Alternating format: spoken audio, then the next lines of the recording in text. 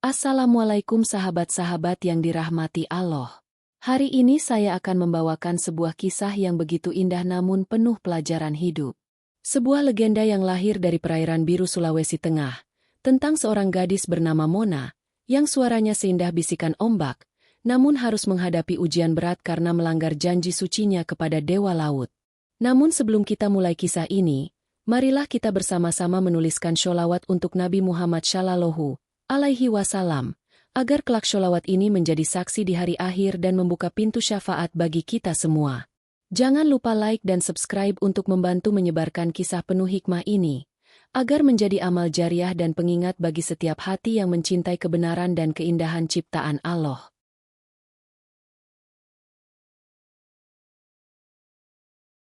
Pagi itu, mentari baru saja muncul di ufuk timur, memantulkan cahaya keemasan di permukaan laut biru Sulawesi Tengah.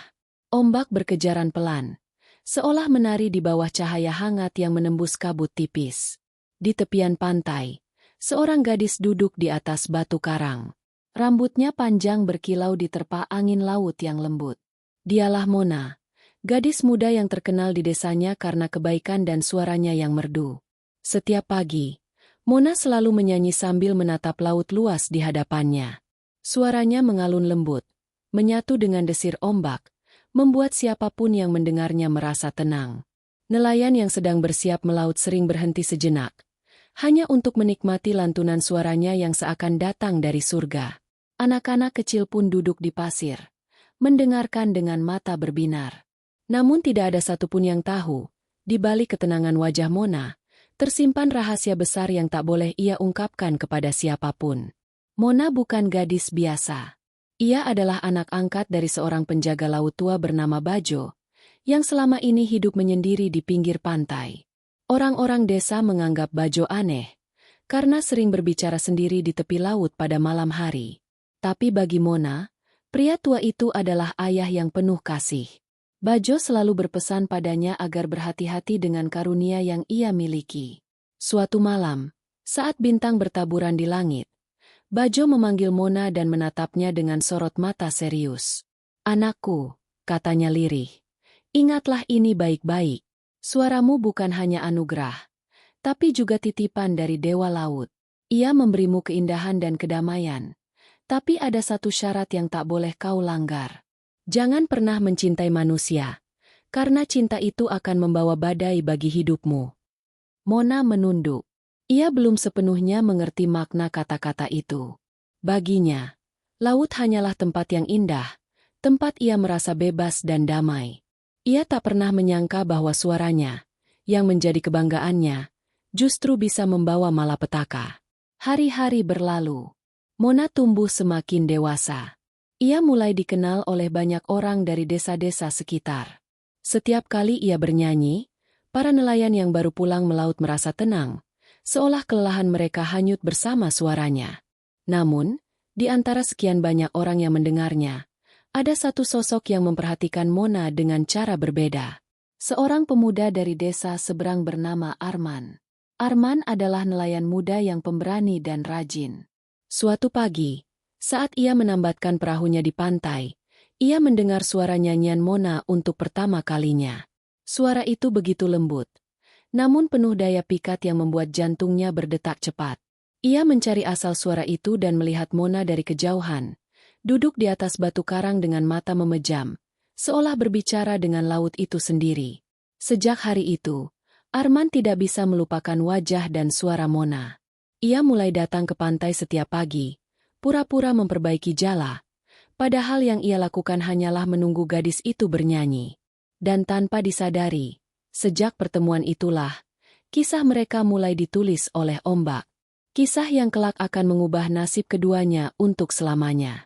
Malam itu, bulan bersinar penuh di langit Sulawesi Tengah. Cahaya peraknya memantul di permukaan laut yang tenang, menciptakan bayangan gemerlap seperti ribuan bintang jatuh ke air. Dari kejauhan terdengar suara ombak lembut yang menyapu pasir. Di atas batu karang tempatnya biasa bernyanyi, Mona duduk sendirian. Matanya menatap laut yang luas, namun hatinya justru tak tenang. Sudah beberapa hari ini, pikirannya selalu dipenuhi oleh wajah Arman, pemuda dari desa seberang yang sering terlihat di pantai setiap pagi. Ia tahu seharusnya tidak menaruh rasa apapun pada manusia, apalagi sampai jatuh cinta. Tapi setiap kali mengingat senyum Arman yang tulus, hatinya bergetar. Ada sesuatu yang hangat dan aneh yang belum pernah ia rasakan sebelumnya. Desir angin malam berhembus pelan. Di tengah keheningan itu, suara langkah terdengar mendekat dari arah belakang. Mona menoleh dengan cepat. Di bawah sinar bulan, berdiri Arman dengan membawa lentera kecil di tangannya. Wajahnya tampak gugup namun matanya penuh keyakinan. "Maaf jika aku mengejutkanmu," ucap Arman perlahan. Aku sering mendengar nyanyianmu setiap pagi. Suaramu indah sekali. Aku ingin mengenalmu lebih dekat." Mona terdiam. Suara itu membuat jantungnya berdebar lebih cepat. Ia menunduk, menatap jemarinya yang menggenggam ujung kain. "Kau seharusnya tidak berada di sini malam-malam begini," katanya lembut. "Pantai ini bukan tempat yang aman." Arman tersenyum kecil. "Aku tidak takut. Laut ini mungkin luas, tapi aku merasa damai saat di dekatmu." Kata-kata itu membuat Mona menahan napas.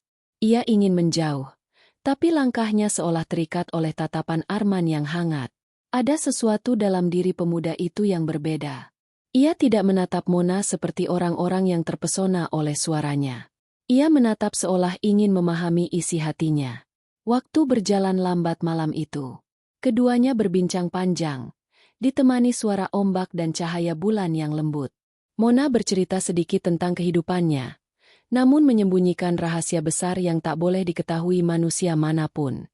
Sementara Arman menceritakan tentang kehidupannya sebagai nelayan, tentang ibunya yang menunggu di rumah, dan tentang harapannya memiliki masa depan yang sederhana tapi bahagia. Ketika angin laut mulai mendingin, Arman berkata dengan suara pelan, "Aku tahu ini mungkin terdengar gila, tapi aku merasa seolah sudah lama mengenalmu. Setiap kali mendengar suaramu, aku merasa hidupku lebih tenang." Mona menatapnya. Matanya berkilau di bawah cahaya bulan. Dalam hatinya, ada perasaan hangat yang tumbuh semakin kuat. Ia ingin percaya, ingin mencintai seperti manusia lain, meski ia tahu cinta itu bisa menghancurkan segalanya. Malam semakin larut. Sebelum pergi, Arman menatap Mona sekali lagi dan berjanji akan datang ke pantai itu lagi besok malam. Mona hanya mengangguk pelan, tanpa berani mengucap sepatah kata pun. Saat langkah Arman perlahan menghilang di balik pepohonan, Mona menatap laut dan berbisik, "Dewa laut, ampuni aku. Aku hanya ingin merasakan bahagia, walau sebentar saja." Dari kejauhan, ombak bergulung lebih keras dari biasanya. Angin laut berhembus membawa suara samar, seperti bisikan murka dari dasar samudra. Mona menggigil. Ia tahu, sesuatu telah berubah malam itu. Hari-hari berikutnya terasa berbeda bagi Mona. Setiap pagi, ia menatap laut dengan perasaan campur aduk. Antara bahagia karena bisa bertemu Arman, dan takut karena telah melanggar pesan suci dari Dewa Laut. Namun, perasaan cinta itu tumbuh begitu cepat, seperti ombak yang datang tanpa bisa ditahan. Setiap malam, Arman datang ke pantai membawa lentera kecil. Mereka berbincang di bawah cahaya bulan, tertawa, dan saling bercerita tentang kehidupan masing-masing. Arman sering membawa bunga laut atau kerang cantik untuk Mona, sebagai tanda perhatian sederhana yang membuat gadis itu tersenyum malu. Namun di balik kebahagiaan itu, Mona mulai mendengar suara-suara aneh dari laut. Kadang saat ia sendiri, ombak berbisik dengan nada marah. Pernah suatu malam, dari kejauhan, muncul bayangan besar di tengah laut, seolah seseorang sedang mengawasinya. Mona tahu, itu bukan manusia. Itu pertanda bahwa Dewa Laut mulai memperhatikan setiap langkahnya. Meski begitu, ia tetap datang ke pantai, seolah tidak peduli pada ancaman yang tersembunyi. Cinta telah membutakannya dari rasa takut. Suatu malam yang tenang, angin laut berhembus lembut membawa aroma garam yang kuat. Mona dan Arman duduk di atas pasir, menatap bintang yang bertaburan. Cahaya bulan menerangi wajah mereka, membuat suasana terasa begitu damai. Arman memandang Mona dengan mata teduh dan berkata, "Mona, aku tahu kau seperti menyimpan sesuatu. Setiap kali kau memandang laut, tatapanmu penuh kesedihan.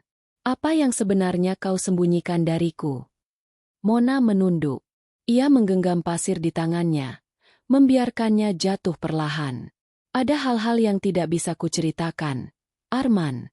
Kadang, tidak semua rahasia bisa diungkapkan, bahkan kepada orang yang paling kita percaya.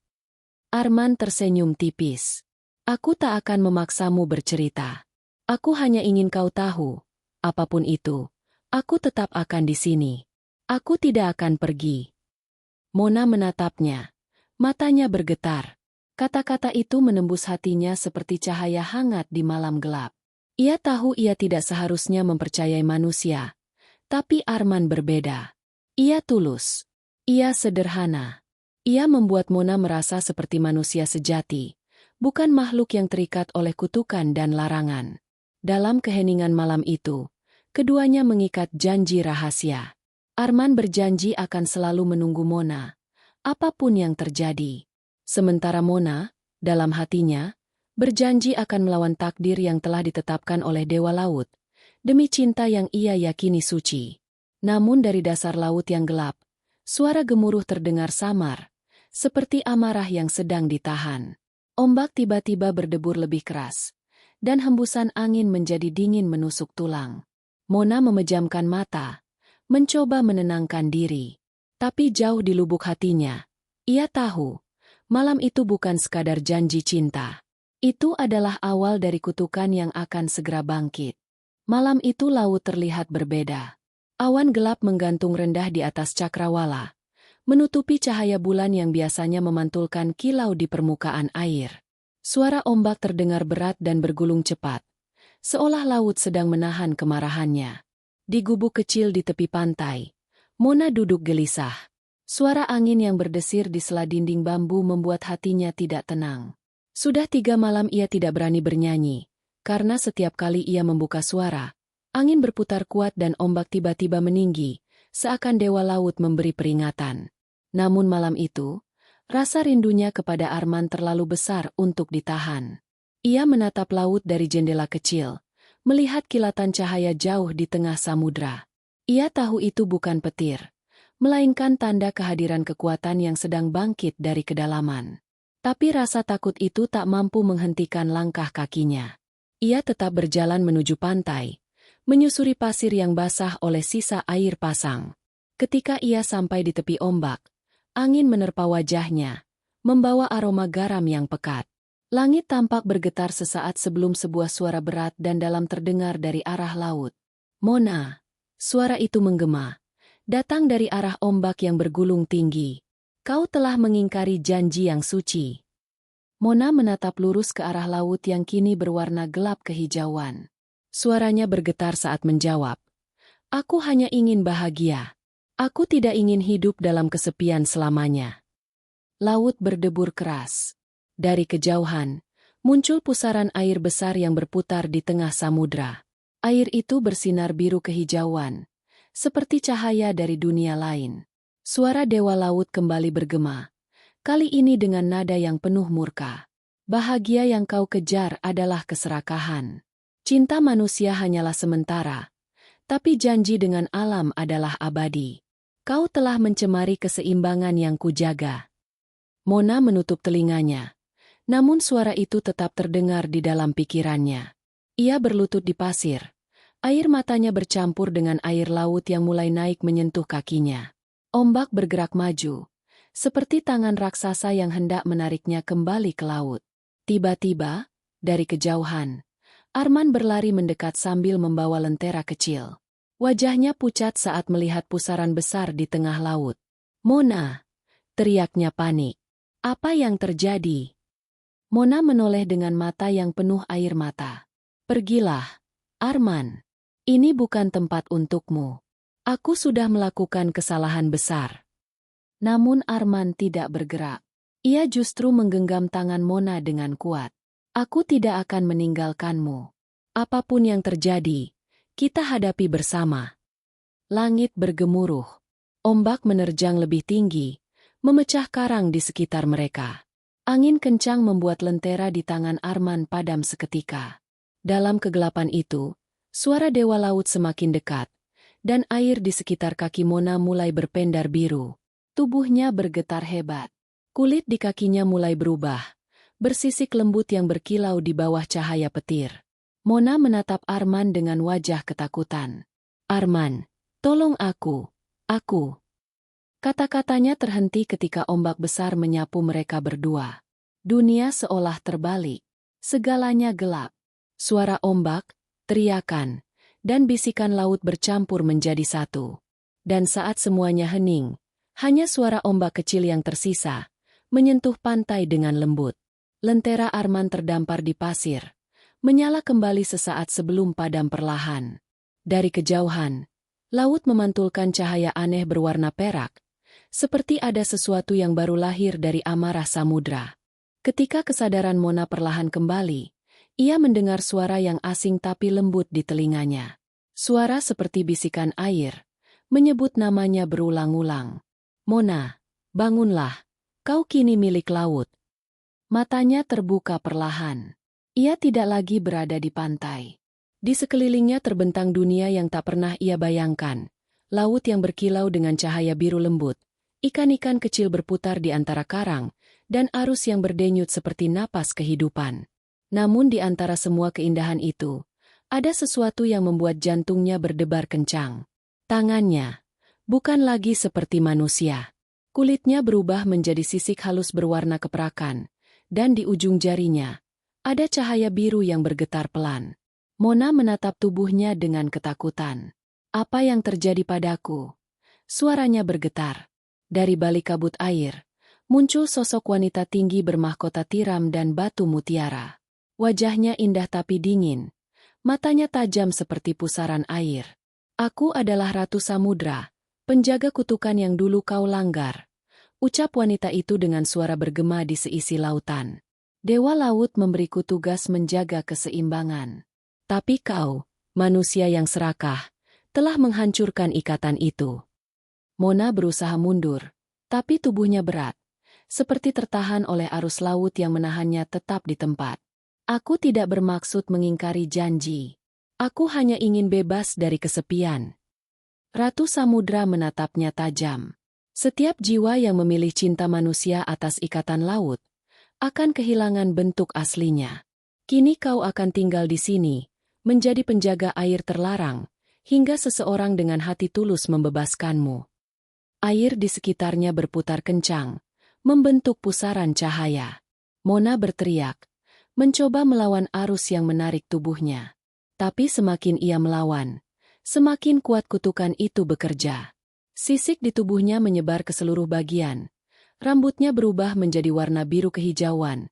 Matanya bersinar lembut seperti cahaya bulan di permukaan laut. Suara tangisnya melebur menjadi nyanyian samar yang mengalun lembut di kedalaman air. Dan sejak malam itu, di setiap purnama, penduduk desa sering mendengar nyanyian dari arah laut. Suara indah tapi menyayat hati. Suara yang dipercaya berasal dari arwah seorang gadis yang mencintai manusia, tapi terikat oleh kutukan abadi. Sementara itu, di tepi pantai, Arman terbangun dengan tubuh lemah. Ia terdampar di pasir dengan pakaian basah, dan di tangannya tergenggam gelang kerang yang pernah Mona berikan. Ketika ia memandang ke laut, sekilas ia melihat bayangan wanita berambut panjang berenang di bawah permukaan air, memandangnya dari kejauhan dengan mata sendu. "Mona," bisiknya lirih. Tapi ombak hanya menjawab dengan suara lembut yang membawa pesan samar. "Aku di sini, tapi tak lagi sama." Malam di pesisir Sulawesi Tengah kembali sunyi. Angin laut bertiup lembut, tapi entah mengapa, sejak kejadian itu, udara terasa berbeda. Orang-orang desa sering berkata, ombak kini berbisik dengan nada sedih, seolah membawa pesan dari dunia yang tak terlihat. Arman duduk sendirian di tepi pantai, menatap laut yang berkilau diterpa cahaya bulan. Setiap malam purnama, ia mendengar nyanyian lembut yang memanggil namanya. Suaranya indah, tapi juga membuat bulu kuduk berdiri. Ia tahu itu suara Mona, namun setiap kali ia mendekati air, kakinya gemetar oleh rasa takut yang tak bisa dijelaskan. Malam itu, beberapa nelayan memutuskan melaut meski sudah diperingatkan. "Ah, Itu cuma cerita orang tua, kata salah satu dari mereka sambil menyiapkan jaring. Namun baru beberapa jam berlalu, perahu mereka tak pernah kembali. Keesokan paginya, warga menemukan jaring yang koyak dan terapung di antara ombak, seolah dicabik sesuatu yang sangat kuat. Sejak saat itu, setiap kali purnama tiba, selalu ada korban yang hilang tanpa jejak. Penduduk desa mulai menyebut suara itu sebagai nyanyian kematian. Arman tak bisa diam. Hatinya gelisah. Rasa bersalah menggerogoti pikirannya. Ia yakin semua ini terjadi karena dirinya. Kalau saja aku tidak mendekatinya malam itu. Kalau saja aku tidak membuatnya melanggar janji. Gumamnya dengan mata yang mulai basah. Suatu malam, ia kembali ke pantai dengan membawa obor dan tasbih peninggalan ayahnya. Ia berdiri di antara karang, memanggil nama yang selalu menghantui mimpinya. Mona, kalau kau masih bisa mendengarku, berhentilah. Jangan sakiti mereka. Laut bergemuruh. Angin tiba-tiba berembus kencang. Ombak naik tinggi, memercikan air asin ke wajah Arman. Dari balik ombak besar, muncul sosok berkilau yang berenang perlahan ke arahnya. Wajahnya cantik, tapi matanya penuh duka. Rambut panjangnya berayun lembut di bawah air, dan ekornya memantulkan cahaya keperakan. Arman. Suara itu lembut, namun menggema di dalam hati. Apakah kau datang untuk menghakimiku, atau untuk menemani kesepianku? Arman menatapnya dengan air mata mengalir di pipi. Aku datang untuk menebus dosaku. Tapi, hentikan semua ini. Jangan biarkan mereka mati karenaku. Mona menunduk. Aku tak bisa. Aku terikat oleh kutukan. Setiap kali aku bernyanyi, laut memintanya, satu jiwa untuk setiap purnama. Tiba-tiba, langit memancarkan cahaya petir yang menyambar laut. Ombak bergulung hebat, dan Mona menjerit kesakitan. Cahaya biru dari sisiknya berpendar kuat, menyilaukan mata Arman. Ia berusaha mendekat, tapi kekuatan laut menolaknya dengan keras. Mona! Teriaknya. Tapi hanya gema suaranya sendiri yang kembali. Ketika cahaya itu meredup, Mona telah menghilang di bawah pusaran air, meninggalkan keheningan yang menusuk dada. Dan di kejauhan, nyanyian itu kembali terdengar. Indah, tapi kali ini disertai tangisan yang memecah malam. Ombak berbisik pelan, seolah menyampaikan pesan yang hanya bisa dimengerti oleh hati yang bersalah. Hari-hari berlalu dengan sunyi yang menekan dada. Penduduk desa semakin takut dengan laut.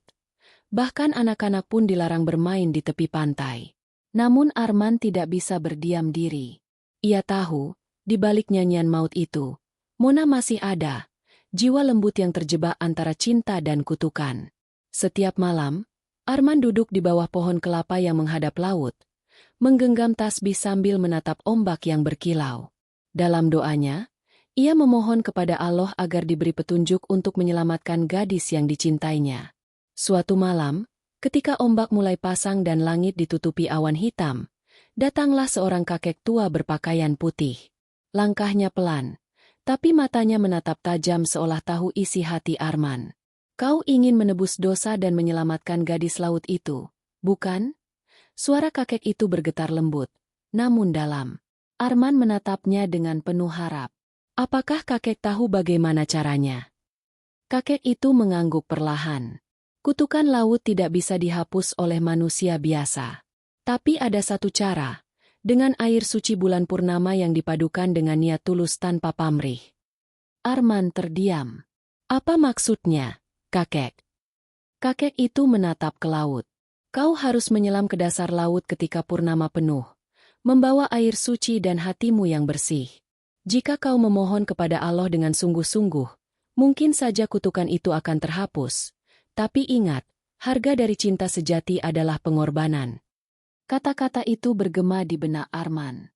Ia tahu risiko yang menantinya, tapi hatinya sudah bulat. Meskipun nyawaku harus hilang, aku akan melakukannya. Malam itu, purnama kembali bersinar terang. Arman membawa kendi berisi air suci, menapaki pasir dengan langkah mantap. Ombak bergulung seolah ingin menahannya.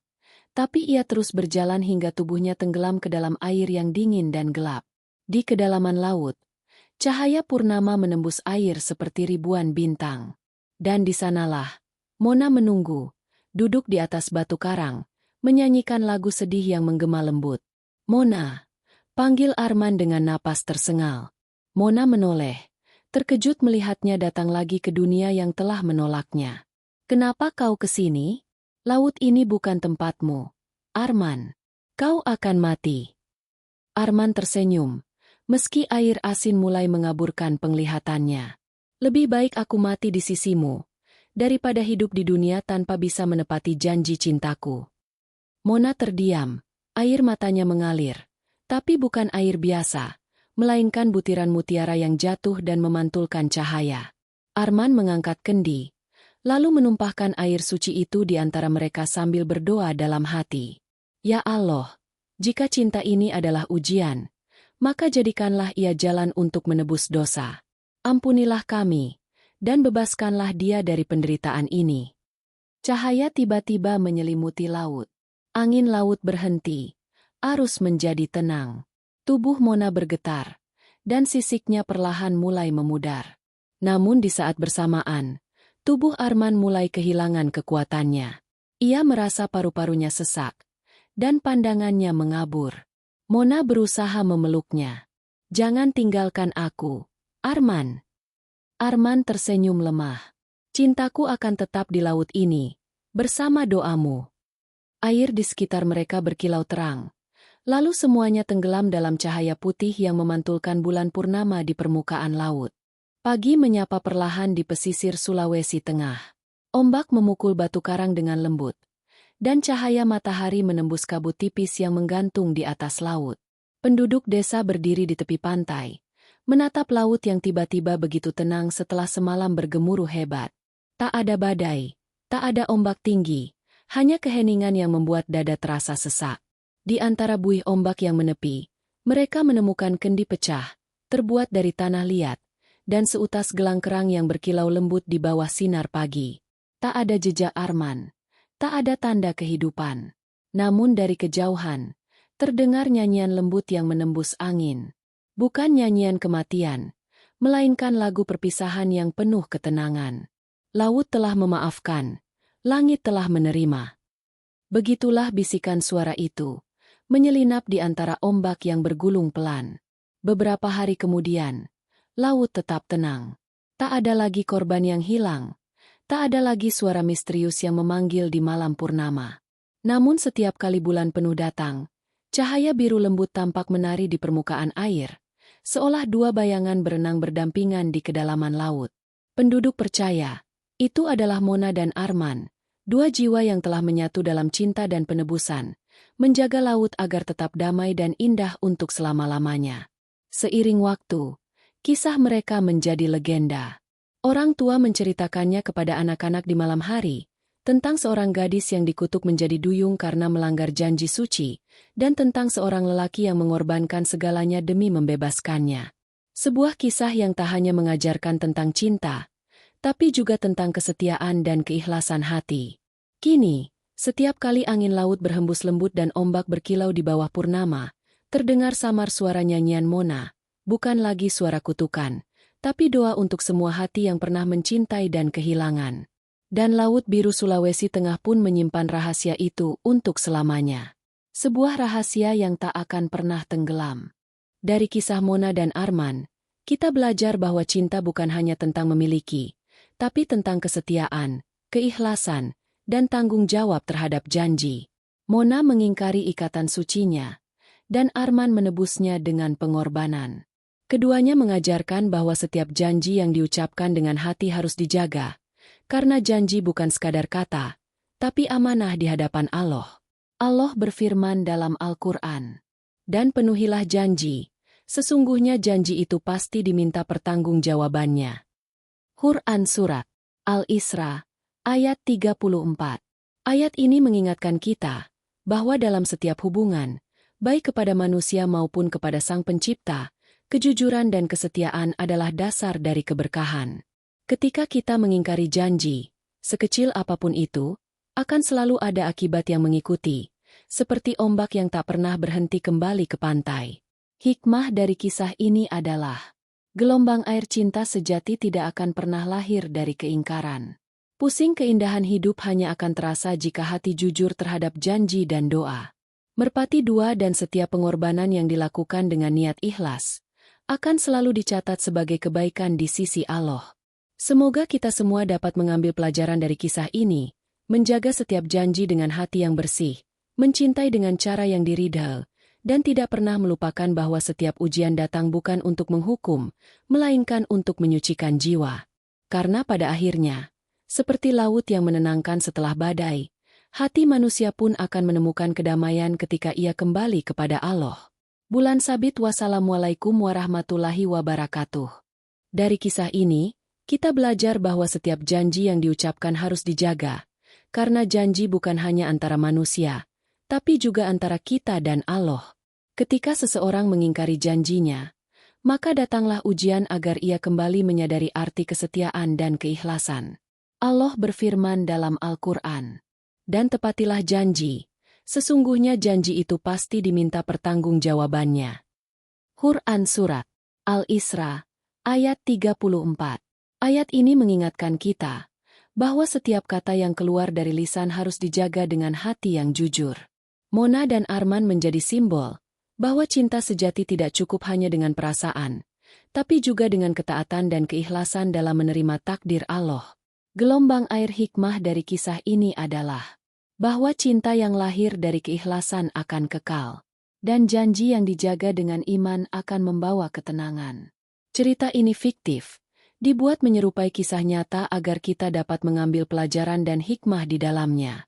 Semoga cerita ini menjadi pengingat bahwa di balik keindahan dunia, selalu ada tanggung jawab dan ujian yang menguji hati.